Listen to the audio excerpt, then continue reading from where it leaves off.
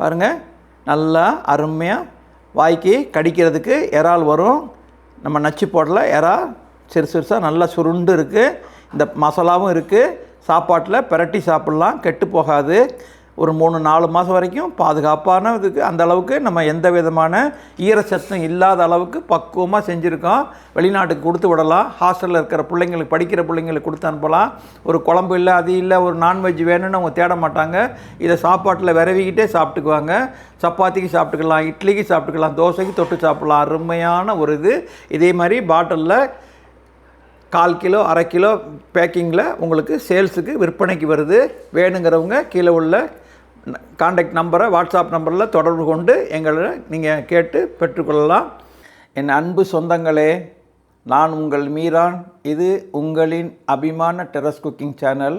இன்றைக்கி நம்ம ஒரு வித்தியாசமான ஊறுகாயில் எல்லாருக்கும் பிடிச்ச, ரொம்ப பிடிச்ச இறால் ஊறுகாய், ப்ரான் ஊறுகாய், ப்ரான் பிக்கல், அது இன்றைக்கி செய்ய போகிறோம். ரொம்ப எளிமையான முறையில் செய்ய போகிறோம். இது ஒரு 3 மாதம் 4 மாதம் வரைக்கும் கெட்டு போகாத பக்குவத்தில் நம்ம செய்ய போகிறோம். அது எப்படி செய்யலான்றதை பார்க்கலாம். அதுக்கு என்னென்ன பொருட்கள் தேவைங்கிறத பார்க்கலாம் வாங்க. இறா 1/2 கிலோ இறா, அதை உரிச்சிருக்கோம். சும்மா சாம்பிளுக்காகத்தான் இது செய்கிற அந்த ஊறுகாய். 1/2 கிலோ இறா உரிச்சது ஒரு 300 கிராம் இருக்கும். இது இறா. இஞ்சி பொடிசாக நறுக்கி வச்சுருக்கேன். சாம்பார் வெங்காயம் பொடிசாக நறுக்கி வச்சுருக்கு. இது வெண்கடுகு. இது நல்லா ஊறுகாய்க்கு ரொம்ப பிரமாதமானது. அதனால் ஊறுகாயும் கருப்பாக தெரியாது, நல்லா இருக்கும். நல்லா பவரும் ஜாஸ்தியாக, கடுகுடைய வாசனை அதிகமாக இருக்கும். வெண்கடுகுன்னு சொல்லுவாங்க. இது வெண்கடுகு. பூண்டு, கொஞ்சம் காஞ்ச மிளகா, இது காஷ்மீர் மிளகாத்தூள், மஞ்சள் தூள், கருவேப்பிலை. இந்த இதில் கொஞ்சோண்டு வெந்தயம் கொஞ்சம் எடுத்துக்கிடுவோம். ஒரு எலுமிச்சம்பழம் சைஸு புளி கெட்டியாக வச்சுருக்கோம். இதுக்கு முக்கியமாக தேவையானது சிந்தட்டிக் வினிகர். வினிகர் தான் அந்த ப்ரிசர்வேட்டிவ், காப்பாற்றக்கூடியது, கெட்டு போகாமல் காப்பாற்றக்கூடியது வினிகர். இது மீன் குழம்பு மசாலா, இதுவும் அந்த ஊறுகாய்க்கு போட போகிறோம். இது ஃபிஷ் ஃப்ரை மசாலா, இதுவும் ஊறுகாய்க்கு சேர்த்துக்க போகிறோம். அந்த மசாலாவுடைய அதிகப்படியாக நம்ம சேர்க்கறதுக்காக இது ரெண்டும் கண்டிப்பாக தேவை. இது ரெண்டும் சேர்த்துக்குங்க. ஒரு அடுப்பத்தை வச்சுட்டேன். ஒரு வறுக்கிற சில பொருட்கள் வறுக்கணும். கடுகு, இந்த இதெல்லாம் வறுக்கிறதுக்காக ஒரு கடாய் வச்சுருக்கேன். இந்த வானொலி காஞ்சிருச்சு. இப்போ பாருங்கள், இந்த பாருங்கள், இது ஊறுகாய். அதனால் கொஞ்சம் மிகுதமாகவே கடுகு. ஏன்னா 300 கிராம் இறாலுக்கு ஒரு இந்த கரண்டியில் இவ்வளோ கடுகு போடுறேன். உங்கள்கிட்ட இந்த வெண்கடுகு இல்லைன்னா சாதாரண கடுகுல நம்ம எப்பவும் தாளிக்கிற கடுகு, அந்த கடுகே நீங்கள் போட்டுக்கலாம். இந்த கடுகு வெண்கடுகு இல்லைன்னா நம்ம இந்த சாதாரண கடுகை போட்டுக்குங்க.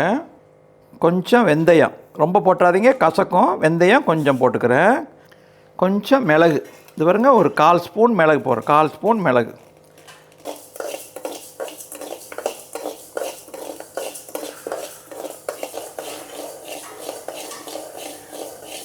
கடுகு நல்லா பொரியுது. இதை பாருங்கள், பொரியிற சத்தம் படன்னு பொரியுது.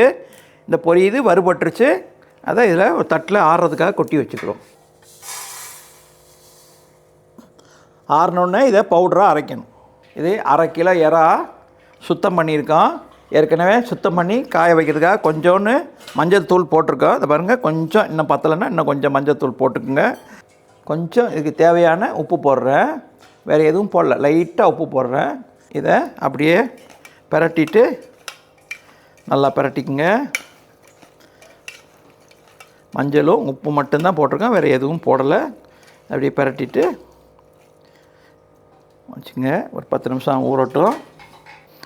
இப்போ இறா பொரிச்சு எடுக்கணும். அதுக்காக பெரிய கடாய் வச்சிங்கன்னா எண்ணெய் வேஸ்ட் ஆயிரும். அதனால் சின்ன கடாய் வைக்கிறேன், கொஞ்சமாக வச்சுக்கோங்க. இது பொரிக்கிறதுக்கு தேவையான எண்ணெயை ஊற்றிக்கிடுவோம். இறா பொரிச்சு எடுக்கணும்.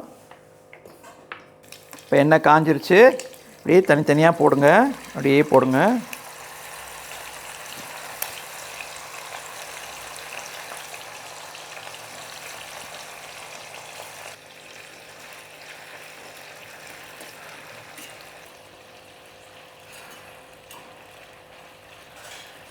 இது ரொம்ப மொறுமொருன்ட்டுலாம் பொரிக்கக்கூடாது.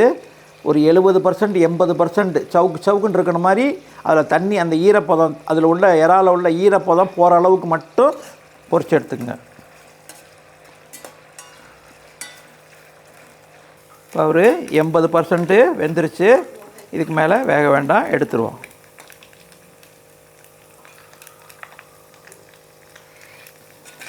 இப்போ ஊறுகாய் செய்ய போகிறோம், ப்ரான் ஊறுகாய். அதுக்கு ஒரு வானொலி வச்சுக்கிடுவோம். தீயை மிதமான சிம்மில் வச்சுக்கோங்க.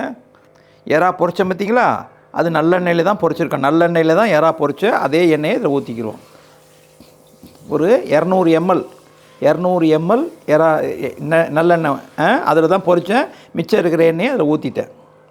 அதுக்கு தேவையான இன்னும் கொஞ்சம் எண்ணெய், மொத்தம் 200 ml எண்ணெய் கொஞ்சம் கூட இருக்கணும். எண்ணெய் காஞ்சிருச்சு. ஃபஸ்ட்டு காஞ்ச மிளகா ஒரு 3 காஞ்ச மிளகா போடுறேன். 3-4 காஞ்ச மிளகா சின்ன சின்னதாக இருக்குது, அது பிச்சு போட்டிருக்கேன். கருவேப்பிலை போடும்போது கொஞ்சம் தள்ளி இருந்துக்குங்க, படப்படான்னு வெடிக்கும், கொஞ்சம் தள்ளி இருந்துக்குங்க. பாருங்கள், சாம்பார் வெங்காயம் குறுகலாக ரொம்ப பொடிசாக நறுக்கி வச்சுருக்கேன். இது ஒரு 200 கிராம் வெங்காயம் பொடிசாக நறுக்குன்னா 200 கிராம் வெங்காயத்தை ஒரு சேர்த்துருவோம்.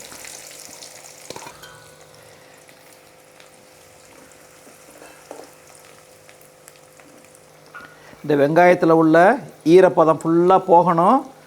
அதுக்காக கொஞ்சம் தீயை மீடியமான தீயில் வச்சு பொறுமையாக டைம் கொடுங்க. ஏன்னா இது ஊறுகாய் 4 படம் இருக்கக்கூடியது, பக்குவமாக செய்யணும். பக்குவமாக செய்கிறதுக்காக டைம் கொடுத்து சிம்மில் வச்சு பொறுமையாக வதக்குறேன். ஒரு 25 கிராம் பூண்டு, அதாவது ஒரு 40 பல் குட்டி குட்டி பல் பூண்டு நச்சு போட்டிருக்கேன். உடக்கில் அந்த உரலில் நச்சு போட்டிருக்கேன். உரல் இல்லாதவங்க மிக்சியில் ரிவர்ஸில் பல்ஸ் மோடில் கரகரன்னு கொஞ்சம் அரைச்சி ரிவர்ஸ் மோடில் குறன்னு அரைச்சிக்கிட்டு பாருங்கள். குறன்னு அரைச்சிருக்கேன். ரொம்ப பொடிசாக இல்லாமல் நைஸாக இல்லாமல் குறன்னு அரைச்சிருக்கேன். அந்த இப்போ வெங்காயம் இந்த பாருங்கள் கண்ணாடி பதம் நல்லா வந்துருச்சு. இந்த டைமில் இந்த பூண்டை சேர்த்துங்க.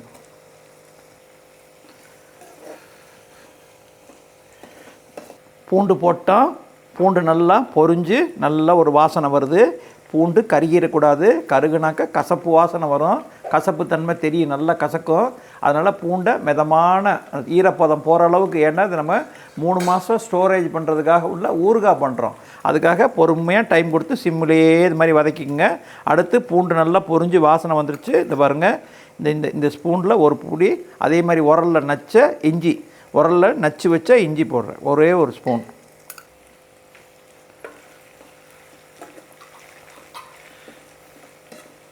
இப்போ நம்ம இந்த கடுகு வெந்தயம் எல்லாம் பொடிச்ச பார்த்திங்களா, அந்த பவுடரை போட்டிடுவோம். அளவெலாம் நான் முதலே சொல்லிட்டேன் உங்களுக்கு. அந்த அதே அளவில் இந்த அரைச்ச பவுடரை போட்டுருவோம். அதுக்கப்புறமா இந்த பாருங்கள் மிளகாத்தூள், காஷ்மீர் மிளகாத்தூள் பாருங்கள் 1 ஸ்பூன் போடுறேன். உரப்பு பார்த்து நீங்கள் பின்னாடி போட்டுங்க. வேறு காஷ்மீர் மிளகாத்தூள் அவ்வளோ உரப்பு இருக்காது, அதையும் போட்டுருவோம். தீ சிம்மில் இருக்குது, தீ சிம்மில் வச்சுக்கிறேன். நீ எல்லாம் முடிஞ்சுது, நீ எல்லாம் தீ சிம்மில் தான் இருக்கணும்.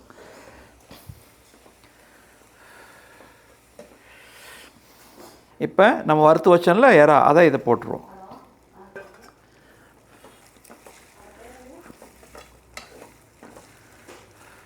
பாருங்கள், இது பாய் வீட்டு நம்ம தயாரிப்பில் உள்ள masala, fish fry masala. Fish fry masala ஃபுல்லாக இதில் பாருங்கள், இதுலேயும் ஒரு 2 ஸ்பூன் வர்ற அளவுக்கு கொட்டுறேன். ஏன்னா மசாலா வேணும், ஊறுகாய்க்கு மசாலா வேணும், அதுக்காக அது கொட்டிட்டேன். பாய் வீட்டு மீன் குழம்பு மசாலா, மீன் குழம்பு மசாலா. ஏன்னா இதில் முக்கியமான மீன் சம்மந்தப்பட்ட வாசனை வர்றதுக்காக, ஏன்னா இறால் ஊறுகாய் அதுக்கு மீன் சம்மந்தப்பட்டோன்னா ஸ்மெல் நல்ல வாசனை கூட்டி கொடுக்கும். அதுக்காக இதில் ஒரு ஸ்பூன் போடுறேன். லாஸ்ட்டாக ஒரு எலுமிச்சம்பழம் சைஸு புளி, கரைச்ச புளி, அதையும் இதில் சேர்த்துக்கிடுவோம். இதெல்லாம் தான் பாதுகாப்பு, அந்த கெட்டு போகாமல் இருக்கிறதுக்கூடிய பாதுகாப்பு உள்ள பொருள் இது. புளி ஒரு சும்மா கொஞ்சம் தேவைக்கு தகுந்த மாதிரி கொஞ்சம் புளியை ஊற்றிக்கிறேன். இப்போ புளி ஊற்றிட்டோம். லாஸ்ட்டாக இதை ஊறுகாய் கெட்டு போகாமல் இருக்கிறதுக்காக லாஸ்ட்டாக ஒரே இந்த ஸ்பூனில் பாருங்கள், 4 ஸ்பூன் வெனிகர் ஊற்றுறேன். 1 spoon, 2 spoon, 3 spoon, 4 spoon vinegar ஊற்றுறேன். இது சிந்தட்டிக் வெனிகர், சமையலுக்கு பயன்படுத்தக்கூடிய வெனிகர், சிந்தட்டிக் வெனிகர் 4 ஸ்பூன் ஊற்றிருக்கேன். இப்போ இந்த ஊறுகாய்க்கு தேவையான உப்பு, நீங்கள் உப்பு அவங்கவுங்க தேவைக்கு தகுந்த மாதிரி போட்டுங்க. ஆனால் உப்பு கொஞ்சம் கூடுதலாக கடுக்குன்னு இருக்கணும், அதாவது சுருக்குன்னு இருக்கணும், அந்த சுருக்குன்னு இருக்கணும். ஏன்னா நம்ம காடி ஊற்றிருக்கோம், புளி ஊற்றிருக்கோம், அப்போ கொஞ்சம் உப்பு கடுக்குன்னு இருக்கணும், கெட்டு போகாமல் இருக்கும்.